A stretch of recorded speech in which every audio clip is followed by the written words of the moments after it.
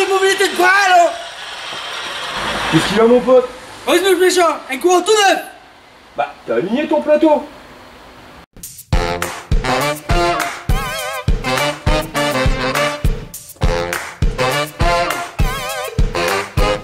Salut les mobeurs! Vos courroies cassent souvent? C'est pas normal. On va vous donner quelques petites astuces pour ne plus être embêtés. Allez, fire! Une courroie, ça fait partie de la transmission et c'est prévu pour fonctionner dans un certain sens. C'est-à-dire que vous pouvez le faire tourner autant de fois que vous voulez dans ce sens-là, il n'y aura pas de souci. Vous pouvez le faire tourner dans le sens-là, il n'y aura aucun souci non plus. Le truc, c'est qu'une courroie, c'est pas prévu pour subir des torsions dans ce sens. C'est-à-dire que vous pouvez ni la tordre comme ça, ni la tordre comme ça. Parce que sinon, c'est clair que votre courroie va pas tenir longtemps et que ça va vous péter dans les mains.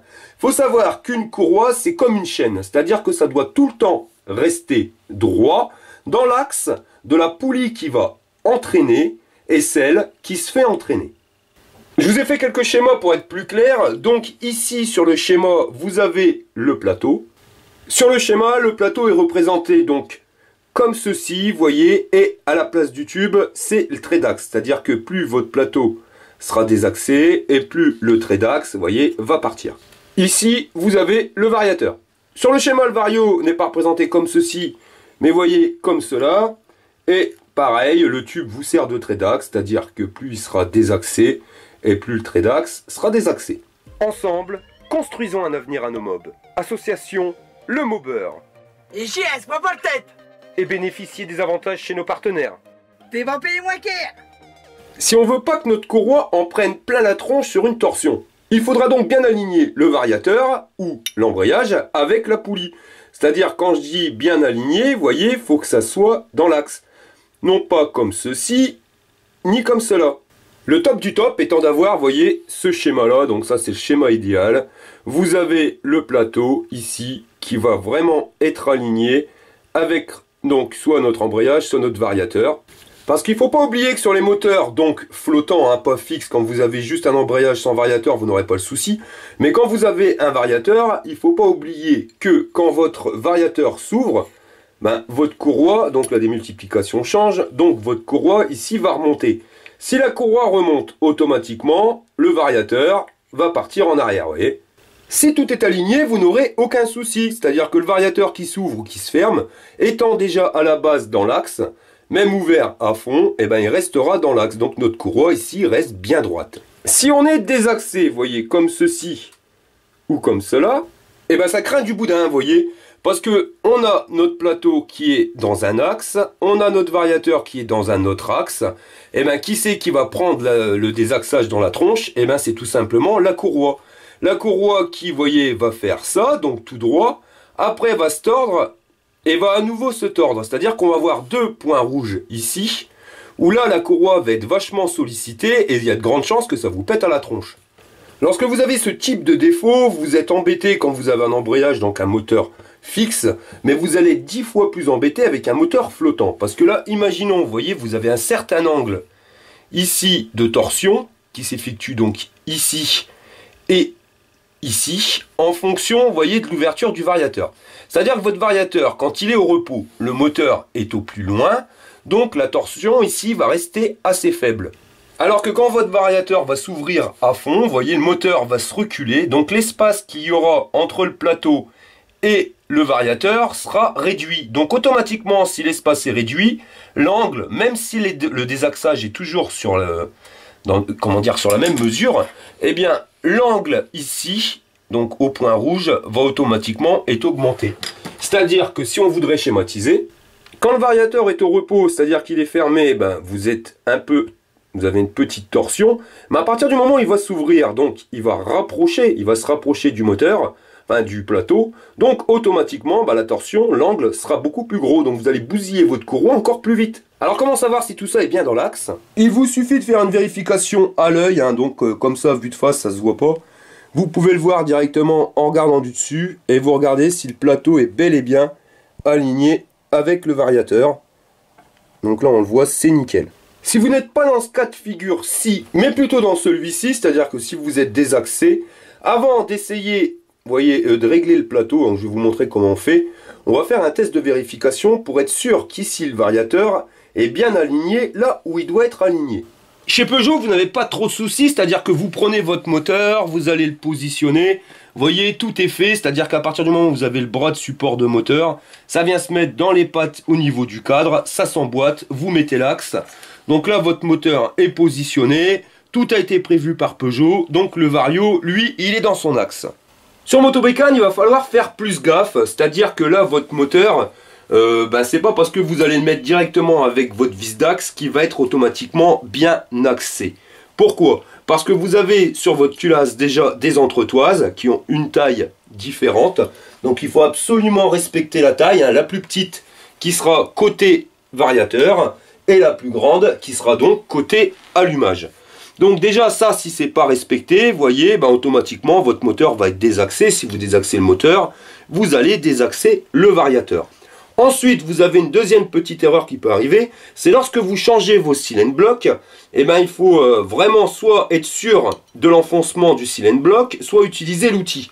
Pourquoi? Parce que si vous enfoncez plus ou moins votre cylindre bloc, même si vous mettez bien les entretoises au niveau de votre culasse, lui, votre moteur voudra bien être bien axé, mais si les supports qui mettent en butée sont pas au bon endroit, automatiquement, vous allez désaxer le moteur, donc vous désaxez le variateur. Donc voici les entretoises dont je vous ai parlé, vous voyez, donc la plus petite ici va se mettre du côté du variateur, et la plus grande sera donc de l'autre côté, du côté allumage. Vous devez les positionner comme ceci, donc vous voyez là votre moteur est axé. Si jamais vous les inversez, automatiquement, vous allez changer l'axe de votre moteur. Il est bien important de commencer la vérification par le variateur parce que je le répète, c'est vraiment la base qui a été donnée par le constructeur. C'est-à-dire qu'à partir du moment où votre moteur est bien placé, donc bien axé, le variateur, lui, automatiquement, sera dans un bon axe. Il faudra donc aligner le plateau par rapport au variateur et pas aligner le variateur par rapport au plateau.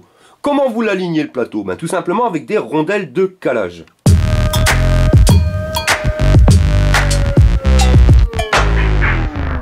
Pour régler l'axe de votre plateau, donc pour être bien aligné avec votre variateur, on va s'aider de rondelles de calage. Donc les rondelles de calage, vous voyez, c'est ça.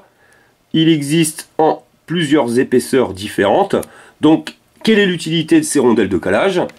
Si votre plateau est désaxé ou il est trop, vous voyez, rentré trop loin, vous allez mettre des rondelles de calage, la rondelle ou les rondelles en fonction de l'espace que vous voulez récupérer, de telle manière, donc vous allez le mettre derrière le plateau, de telle manière à faire avancer le plateau pour pouvoir l'axer avec votre variateur. Et vice versa, si ça serait l'inverse, si votre plateau était trop en avant, vous enlevez les rondelles de calage qu'il y a derrière, vous en mettez des plus ou moins fines, de telle manière à vraiment bien aligner l'axe du plateau avec l'axe du variateur. Méfiez-vous, parce que si jamais vous jouez donc sur le réglage du plateau, plus ou moins profond ou pas, de bien vérifier avant de repartir l'axe au niveau de votre chaîne. Parce que je le rappelle, le plateau, lui, est responsable de deux transmissions. La première avec votre variateur et la deuxième avec la chaîne. Donc automatiquement, si vous avez décalé votre plateau, vous avez décalé la chaîne qui est derrière. Donc bien vérifier avant de repartir que votre chaîne soit bien droite et que vous n'ayez pas reporté le problème. C'est-à-dire que après vous n'allez plus bouffer de courroie, mais vous allez bouffer des chaînes.